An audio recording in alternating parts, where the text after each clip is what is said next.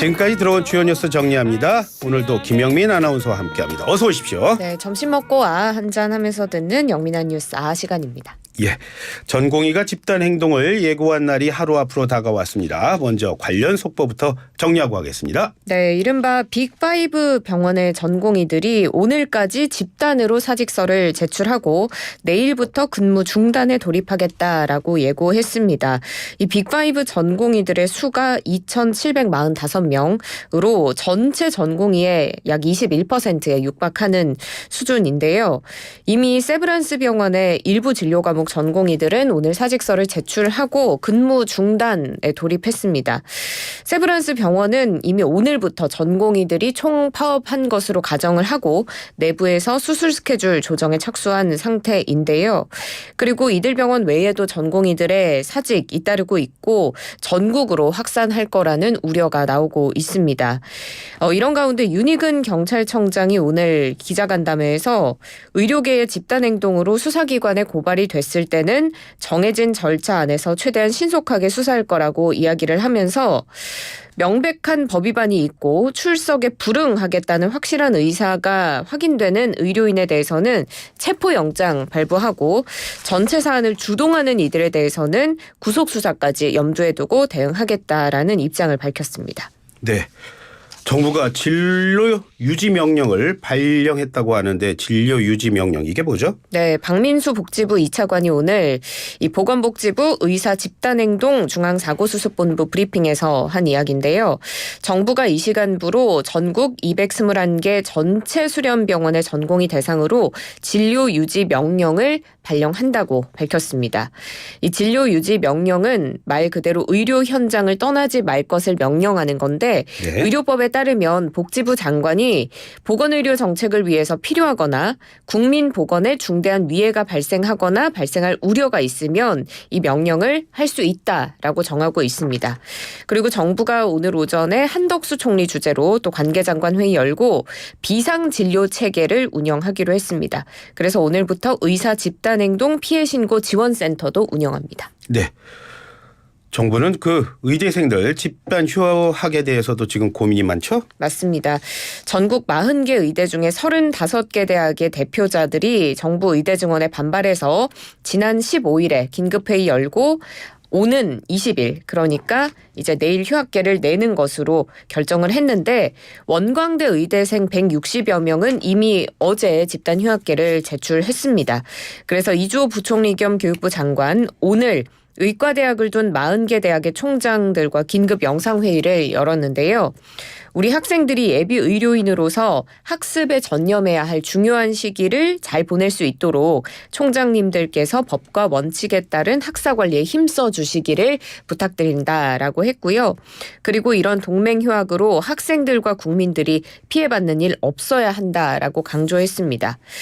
의대 본과 4학년생들이 만약에 집단 휴학을 강행하게 되면 국가시험의 응시 시기도 1년 미뤄지게 됩니다. 네, 조금 전 들어온 소식을 다시 한번 정리해드리겠습니다. 집단 휴학계를 낸 원광대학교 의대생들 휴학계를 일단 철회했습니다. 학생들은 뭐라고 했냐면요. 전날 오후부터 순차적으로 휴학계를 철회했는데 학생들이 또 다시 휴학계를 낼지는 지켜봐야 한다. 이렇게 얘기를 했으니까 아직 걱정은 되는 상황입니다. 자, 다음 소식 알아보도록 하겠습니다. 제3지대 통합정당 개혁신당 지금 시끌시끌하고 있습니다. 어떤 얘기들이 오전에 있었죠? 네, 개혁신당이 이제 통합한 지 한 일주일여 만에 내용에 휩싸이는 그런 모습이었는데요. 일단 지난 17일에 개혁신당에 따르면 그 전날 오후에 이낙연 공동대표 등 이 새로운 미래 측에 이준석 공동대표가 3가지를 제안합니다. 예. 당 지도부의 전원 지역구 출마, 홍보와 선거 전략, 정책 캠페인 등 홍보 전반을 이준석 공동대표가 양측 공동정책위원장과 정책위의장과 상의해서 결정한다. 그리고 무리를 일으킨 인사의 당직과 공천 배제를 이렇게 요구를 했는데 예. 이 중에서 이준석 대표 측에서 지목한 무리를 일으킨 인사는 배복주 전 정의당 부대표를 의미하는 것으로 풀이됩니다. 이준석 대표가 이렇게 3가지를 요구했고 새로운 미래 측은 이를 거절했는데 지도부 출마 같은 같은 경우는 가능하지만 불출마를 막을 수는 없고 특정인을 공천에서 배제하는 것도 민주주의 원칙에 어긋난다라고 반대를 한 겁니다. 그래서 양측이 갈등을 벌이다가 원래 16일에 열릴 예정이던 두 번째 최고위 회의를 취소했었고 또 어제 오전에 이준석 공동대표가 긴급 기자회견을 예고했다가 또 전격 취소하는 일이 있었습니다. 네, 이런 가운데 선거 운동은 이준석 공동대표가 맡기로 했다고요? 네, 맞습니다. 개혁신당은 그래서 오늘 최고위원 회의를 열었는데요. 선거 정책의 결정권을 이준석 공동대표에게 위임하는 안건을 처리했습니다. 허은하 수석 대변인이 오늘 선거 캠페인 및 정책 결정 위임안 의결했다고 밝혔는데 여기에 대해서 이낙연 공동대표와 김종민 최고위원은 반대 의견을 내고 퇴장했습니다. 이 비공개로 진행된 회의였는데 고성이 터져 나오기도 했고요. 그래서 이낙연 공동대표 측은 입장문을 통해서 사당화를 의결한 거다.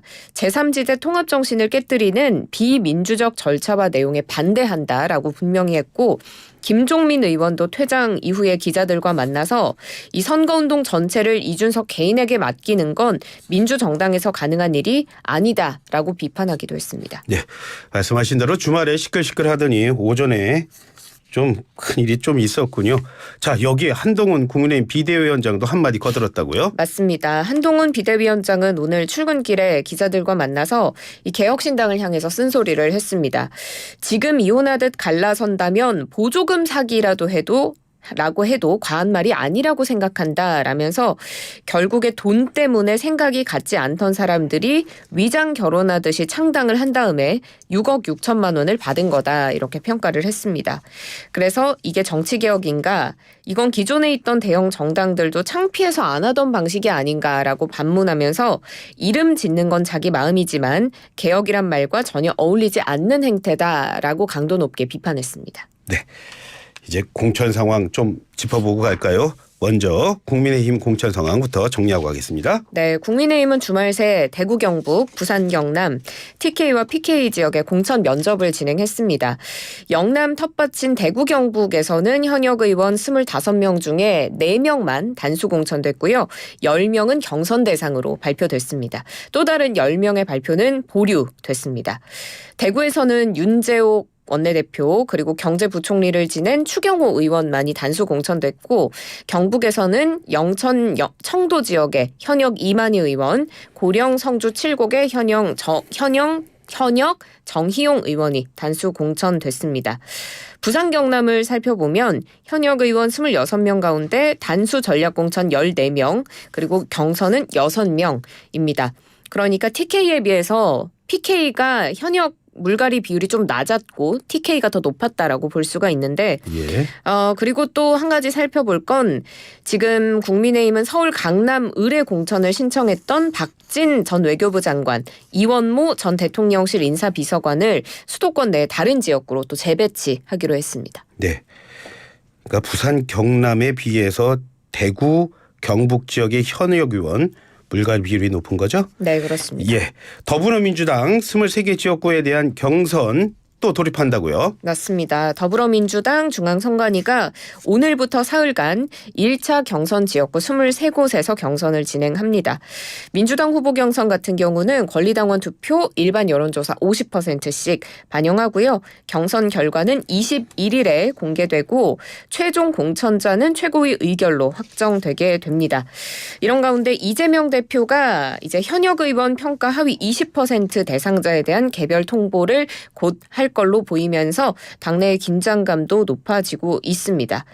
그래서 당 관계자가 밝힌 바에 따르면 이명백 공관위원장이 이번 주에 이제 개별 통보를 시작할 거라고 밝혔고 특히 이 20% 명단에 친문이나 비명 의원이 또 얼마나 포함될지가 관심입니다. 이들이 다수 공천에서 탈락하게 되면 또 추가 탈당으로 이어지지 않을까 하는 우려가 나옵니다. 예. 자, 오늘이 김영민 아나운서 2월 임시국회 문을 연 날이죠? 맞습니다. 국회가 오늘 본회의를 열고 이제 2월 임시국회가 시작되는데요. 오늘 이제 임시국회 개회식이 진행되고 내일은 민주당 홍익표 원내대표가 그리고 모레는 국민의힘 윤재옥 원내대표가 교섭단체 대표 연설을 진행하게 됩니다. 그리고 22일, 23일에 대정부 질문이 열리고 법안 처리를 위한 본회의는 29일에 예정돼 있습니다. 이번 2월 임시국회에서는 아무래도 이른바 쌍특검법으로 불리는 김건희 여사의 도이치모터스 주가 조작 의혹과 대장동 50억 클럽 뇌물 의혹을 수사할 이 특검 도입법안 재표결 이루어질지 여부, 그리고 또 4월 총선을 앞두고 있기 때문에 선거구 획정을 위한 공직선거법 개정안 처리가 될지 이 부분을 지켜보면 좋을 것 같습니다. 예. 주말에 있었던 얘기였죠. 카이스트 졸업식에서 대통령 경호원들에 의해서 강제 퇴장한 졸업생이 있었습니다. 그 졸업생이 오늘 기자회견했다고요? 맞습니다. 카이스트 학위수여식에 졸업생 신분으로 참석을 해서 윤석열 대통령에게 소리를 질러서 퇴장을 당한 그 졸업생 신민기 녹색정의당 대전시당 대변인인데요. 예. 오늘 대전에서 기자회견을 열었습니다. 신 대변인은 학위수여식 당일에 자신은 어떠한 위해도 가할 의도가 없었다라면서 과잉 진압을 했던 윤석열 대통령의 사과를 촉구했고요. 그리고 지금 경찰 조사가 시작될 예정인데 이 업무방해 혐의도 인정할 수 없다고 밝혔습니다. 오히려 석사 과정을 졸업하고 한국에서 취업을 이어나갈 생각이었는데 이번 사건 때문에 불이익이 있지 않을까 걱정된다라고 이야기를 했습니다. 예. 이번 사건 두고 여야가 할 얘기가 많았을 것 같은데요. 맞습니다. 여야의 반응은 엇갈리는데요. 윤재욱 원내대표는 비대위 회의에서 이 사건과 관련해서 이제 더불어민주당 녹색정의당 측에서 터무니없는 정치 공세를 퍼붓고 있다고 말했습니다. 앞서서 진보당의 강성희 의원도 비슷한 일을 겪었는데 예. 강 의원이나 신 대변인은 이 해당 행사의 구성원이면서도 자신들의 정치적 목적을 위해서 대통령이 참석하는 중요 행사를 망치는 걸 사전에 계획하고 실행했다. 그러니까 분명한 정치적 의도를 가진 행사 방해 행위일 뿐이다라고 비판을 했습니다. 하지만 이재명 대표는 조금 다른 생각입니다. 오늘 국회에서 열린 최고위원 회의에서 백골단이 다시 등장한 게 아니냐 이런 걱정이 든다고 우려를 했는데 이 백골단은 1980년 이후에 시위 현장에 경찰 기동대를 가리키는데 이들이 청바지를 입고 헬멧을 착용한 채 곤봉을 들고 시위대를 진압하던 그런 기동대로 일컬어집니다. 네. 끝으로는 나라박 소식 알아보도록 하겠습니다. 참 얘기 많습니다. 러시아의 푸틴 대통령의 최재 정적이라는 알렉세이 나발리 갑자기 숨졌습니다. 자, 숨진 원인이 좀 확인이 됐나요? 네, 맞습니다. 푸틴 대통령의 최대 정적으로 꼽히는 이 나발리가 지난 16일에 러시아 최북단 시베리아 지역에 있는 제3교도소에서 사망했는데 지금은 이 나발리의 시신이 시베리아의 한 병원으로 옮겨진 것으로 알려졌습니다. 예. 하지만 사망 원인은 아직 명확하게 파악이 되지 않고 있는데 아직 측근들을 보면 그 엄마 나발리의 모친이 아들의 시신도 확인을 하지 못한 상태라고 하고요.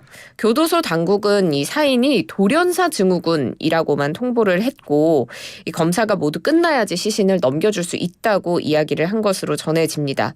그런데 익명의 구급대원의 제보자를 통해서 시신의 상태가 전해졌는데 예. 다수의 명자국들이 발견됐다라는 소식은 전해지고요. 그런데 이거는 극심한 경련이 일어나서 사람을 붙잡을 때 생긴 멍일 수도 있고 가슴에 생긴 멍은 또 심폐소생술 중에 생긴 것일 수도 있다라고 해서 아직 확실한 건 없습니다. 그런데 이 푸틴 대통령이 이제 내달에 대통령 선거를 앞둔 시점이라서 예. 국제사회에서는 푸틴 대통령의 지시로 나발리가 사망한 것이 아니냐라는 그런 음모론이라면 음모론인데 이런 이야기들도 나오는데 러시아 정부에서는 이런 의혹은 용납할 수 없다, 거짓이다라고 맞서고 있습니다. 다음 달에 러시아 대통령 선거를 하는군요. 예, 오늘도 수고하셨습니다. 고맙습니다. 고맙습니다. 지금까지 김영민 아나운서와 함께했습니다.